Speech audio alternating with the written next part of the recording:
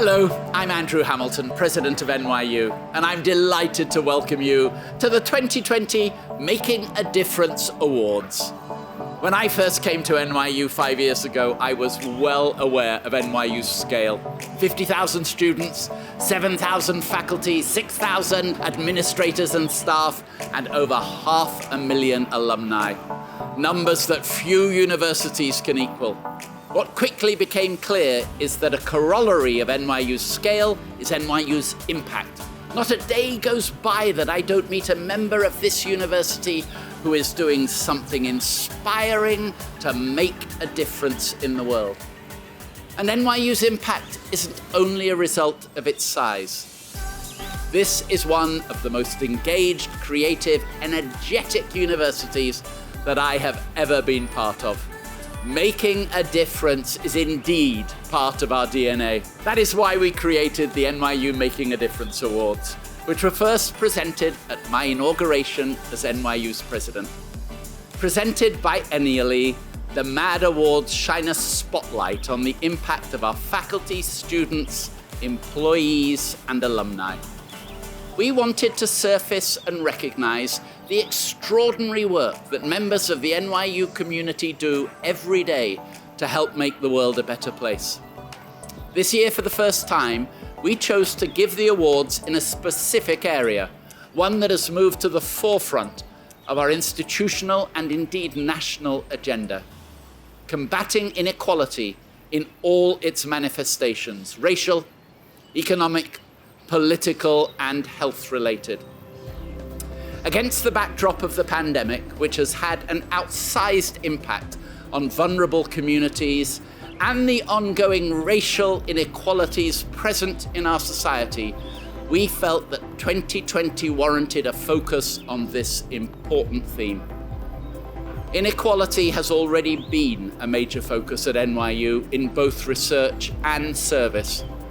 The university-wide cross-cutting initiative on inequality has brought together faculty, students, and staff who are working to combat inequality across disciplines in a huge variety of ways. So you see, it was a natural fit to draw this year's recipients from the deep pool of NYU people who are committed to reducing inequality. We received more than 100 nominations from all across the university, and out of those, 5 superb recipients were chosen. You are about to hear from each of them directly.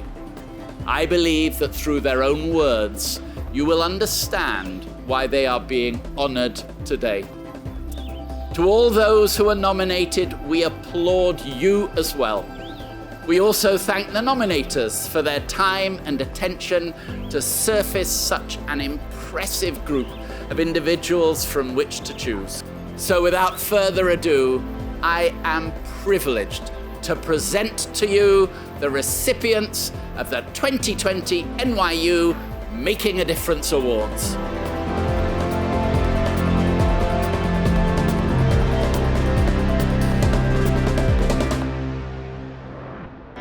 My goal as a young person was to simply help people. And when people asked me what I wanted to do when I grew up, sometimes I would say dancer, sometimes I would say doctor, and sometimes I would say I just want to help people. And so that's how I ended up being where I am today. The work that I've been doing over the past few years is really at the intersection between mental health and education. And I focus primarily on kids who face economic scarcity in their homes and communities, and kids who are having behavioral, academic, emotional difficulties. How do we create settings that help those children to thrive with the strengths that already exist in their schools, in their after-school programs, in their homes, and in their communities? Students who are struggling to make friends, students who are struggling to pay attention, to focus on their work, to interact positively and productively with the people around them, those students deserve as much time and attention and support as any other student in our schools. I also focus on how do we support teachers and other educators to keep those kids in their classrooms engaged in learning. we can do that with the existing resources that are already there in the school building, and those are human resources. Everything that communities do with me and my students and my team is bi-directional in the learning and the exchange. This is not about one group owning something or having something that another group does not own or have. It's about the combined bi-directional learning that happens. That is the most powerful kind of learning there is. I'm so grateful for the opportunity to be at NYU, where I get to work with such phenomenal, committed, passionate, bright students. And we work together on research projects. Those students partner with a community agency or a policy organization to do work on behalf of that organization in a way that's scaffolded and supported, so that they learn how to develop out a project, how to handle ethical issues that arise, how to communicate effectively with diverse audiences, and how to learn from people in communities. So students are really the backbone of everything that I do, and I care deeply about their trajectories, and I learn tremendous amounts from them every day. COVID-19 and all of the challenges and changes that have come from it have taught me how important social connections really are. They're not social interactions that happen in a meeting or in a class. They are social interactions that happen at the margins, that happen in between things. And so what we've learned, and what I hope we can help our partner organizations to do, is to create those pauses and those spaces as much as possible. Thank you so much to the NYU community for this award. I'm incredibly grateful to President Andy Hamilton, to the administrators, the staff, the students, the alums, and the faculty for making this award a possibility. I'm incredibly grateful now more than ever, given how much inequality is present in our local community, in our nation, and in our world, and how important it is to recognize the people who are trying to unravel that inequality and trying to create opportunity for more individuals to thrive. And to be recognized as a part of those people making that contribution is something that is lovely and for which I am deeply grateful and quite humbled. So thank you so much.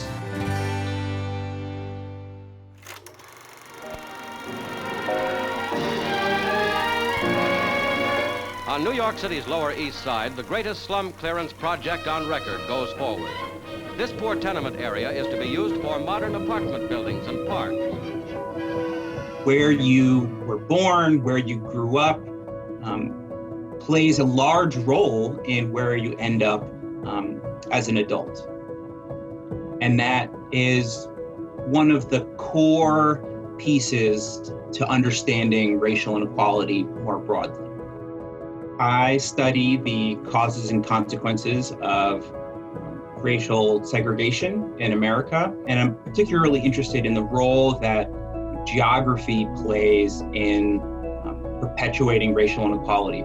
Despite, the common understanding of segregation as being this thing that we dealt with in the past through the civil rights era, the reality is that public policy, especially on the federal level, has played an enormous role in shaping segregation. So recent work of mine has shown that the massive federal housing programs that came out of the New Deal were designed to segregate people.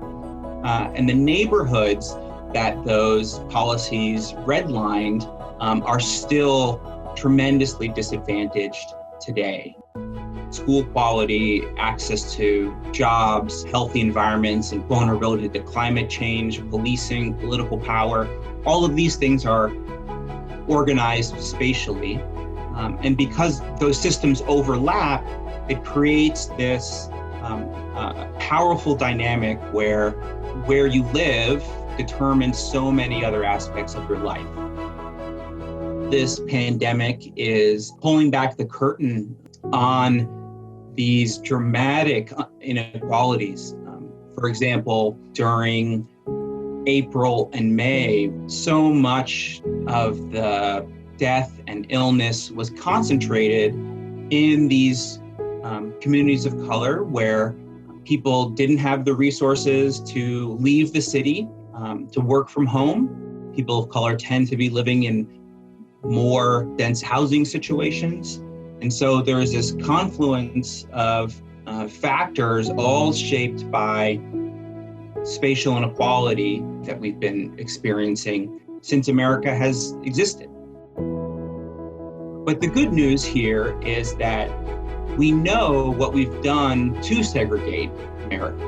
And so we can use those lessons from the past to create policy for a more equitable future. I'm truly honored by this award, which comes at an impossible to describe time. The pandemic, racial demagoguery, viral videos of lynchings, and a dying planet. And yet, every generation of Black and Brown Americans has lived with outrage and despair. Every generation has had its own George Floyd. And I accept this award from a position of incredible privilege as a professor at one of the world's most prestigious universities. I promise to earn this privilege every day by seeking truth and pursuing justice. And I challenge my colleagues and NYU as an institution to meet the moral imperative of our time. Together, we can build an anti-racist NYU where patience, pragmatism, pipeline problems, and dubious claims of academic freedom are no longer used as weapons against progress. Thank you again for this award. No justice, no peace. My role is to think about ways we can create a more inclusive campus for our students, and doing that to empower them, support them, and uplift them while they're here and certainly becoming alumni, and also work with our campus partners and leaders to support that work. I view a big part of my work as providing historical context, introducing them to scholars, introducing them to organizers and activists who have engaged in this work over their lifetimes. We want to think about how these students can take that knowledge and that learning and apply it in their day-to-day. How do you take something like a lofty ideal of equity and inclusion and make that real to you? And so we do a number of workshops for how you can create inclusive practices in your environment, no matter what that environment might be. And then, of course, we like to celebrate, uplift, and have fun. And so we support our student community through our various graduation celebrations. We think about ways that we can highlight their accomplishments, whether it's through our social media channels or, speaking on panels, giving them an opportunity to speak, as well as connecting them with lifelong resources. So encouraging them to pursue graduate school, encouraging them to explore career development, and kind of tell that story around how they went from learning about something to incorporating it into their own lives and their work experience and using that as a platform for their further work. If what we do is only for their time here, then we've missed the mark. I think about developing not just an NYU student, but supporting the development of a person. NYU is that dream school. We can't just be, that beacon of light. We have to actually offer warmth. And so that means we have to not only take and receive, but give and offer to the community. This summer, I remember communicating with friends and saying, this feels different. Many of us were marching and in the streets for Mike Brown and Trayvon Martin and for Tamir Rice. And a part of me felt a little disheartened that here we are again. But I think set against the backdrop of a pandemic, when folks were home, folks didn't have as many distractions, that Black lives were front and center on the news every day, to me felt like this is time to push. And I think that our students certainly feel that as well. So for me, working with students in this time has been simultaneously a history lesson and a launching pad to question policies, to, engage in, civil discourse, to engage in the political process like never before. No matter your ability, you have a contribution in this movement, and it can be honored and uplifted, and it can support the advancement of racial justice in this country. To be recognized for this work is truly surreal, especially when you approach your work like, this is what I'm here to do. And my parents always raised me to have a sense of humility. But as I tell my students, sometimes you just have to say thank you. And if there are folks in the community who think or believe or feel or know that I've made a difference, I won't negate that. I will just say thank you.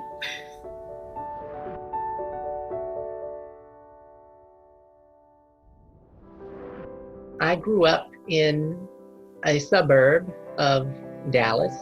It's a very diverse community and a very musically active community. It does serve a number of students who can't afford private lessons. They can't afford instruments throughout the summer necessarily. They can't afford instrument maintenance or fees for summer festivals. And so in the summer, once school's out, music stops. You're not engaging with your peers. You're not making music as a collective anymore. And I wanted to start a program where students, without being concerned about whether or not they could afford it, could come and get a high quality music education, socialize with their peers, be introduced to a network of really high profile musicians who come to speak to them, work with them, give them master classes, give them opportunities to go sit in on classes at the university, take consultation lessons with faculty. The students in Chamberworks are ages 11 to 18, and so we have a broad range of abilities. Most of our students have never left the state of Texas, and so when we go overseas or when we take a trip, they are really wide-eyed and in awe as to what's possible. And I think that's really important, that we give them an opportunity to see where music can take them. I mean, literally what I'm saying in planning these tours is that music can take you anywhere. COVID, we had to adapt quickly and we shifted to a virtual platform. We were able to offer something which I think is right on par with what we do in person. We brought in several guest speakers to work with the students over Zoom, and students had to record their final concert.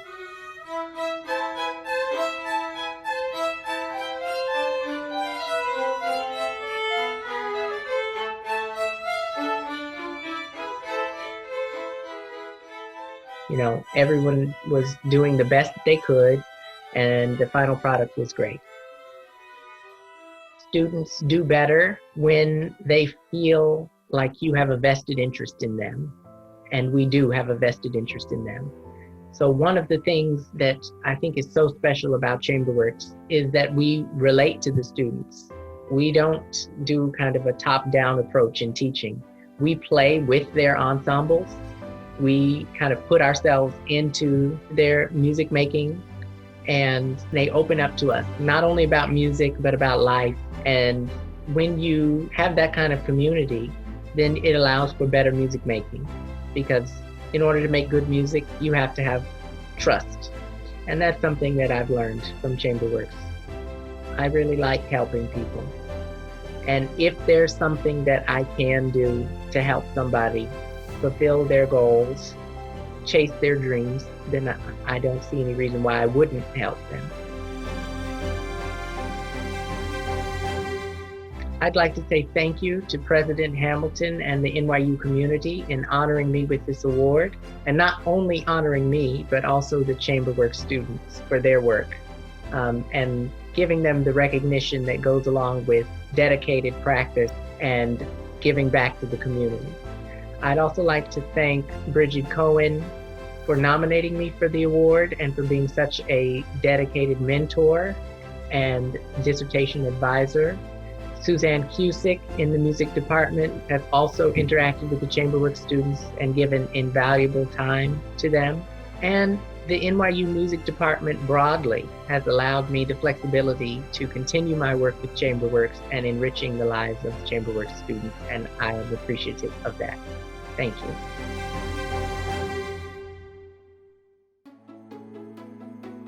If we want to reduce disparities in healthcare, we've got to increase representation in our healthcare providers. I had a patient tell me last week in private practice, like, you're the first Black dentist I've ever had or ever seen or ever known. It was very obvious when I got into dental school or when I was applying to dental school that most of the dental students kind of look the same way or come from the same type of background, and there were very few students of color. I saw lack of representation, lack of encouragement, lack of opportunity. That's kind of where the idea for Saturday Academy started. It's something that's been studied. It's something that people acknowledge as an issue, but this program really tries to tackle that head on. At NYU, while we already had pipeline programs at the dental school, we were missing the piece for high school students. High school really is key. Early exposure to the field of dentistry or any healthcare field is essential. By the time you enter college, you really need to know that that's your goal. Just kind of introducing the field to these students is what we try to do in Saturday Academy. Typically, our program is run bi-weekly on Saturdays.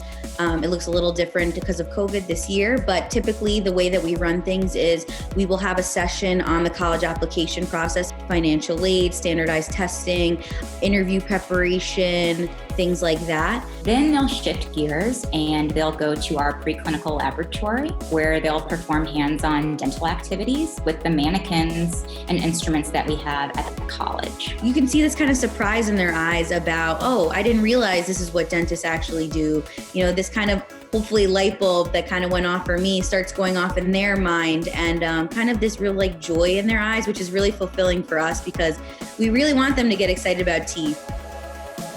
Cherylin and I developed the program as students. So at that time, we were the ones leading the sessions every Saturday. Now we have a team of dental students that run the sessions. They are the constant faces that the students interact with, and they're able to pick their brains about their personal journeys to dentistry, their college experiences. It's definitely grown tremendously. This year we got 200 applicants and we accepted 60 for our virtual program. Our alumni are now in college and some of them are in dental school. And so we've grown with our alumni and we've rolled out professional development programming for our Saturday Academy alumni. We're making a difference by really doing exactly what our goal is and changing the face of dentistry. But at the same time, we're providing a really sustainable model for other institutions. We are encouraging a dream big mindset. We are encouraging a mindset without limitations. Really, it's an honor to be recognized for work that really is such a privilege to do. I always say that, Saturday Academy is really one of the greatest sources of unexpected pride in my life. Just being out there, touching lives in whatever way we can, even if it's just touching teeth, I feel truly lucky to be doing it every day. I would like to thank Andrew Hamilton and the selection committee for selecting us and deeming us worthy of this. I'd really like to thank Dr. Eugenia Mejia, who's let me always dream bigger than I thought I was allowed to dream. I feel honored to be recognized for the Making a Difference Award. Thank you. Thank you so much, and this has truly, truly been an honor. Congratulations to all our extraordinary Making a Difference awardees. Elise Cappella, Jacob Faber, Laurel Burns, Cherylin Pazulo, Marcus Pyle, and Leah Lattimore. You serve as an inspiration to everyone at NYU, and we are so proud that you are part of this university. You help NYU to live up to its founding ideal and motto, a private university in the public service. On behalf of the entire NYU community, thank you for your phenomenal work and for making a difference that will endure for many years to come. Congratulations once again, and thank you to everyone for watching this very special event. Thank you.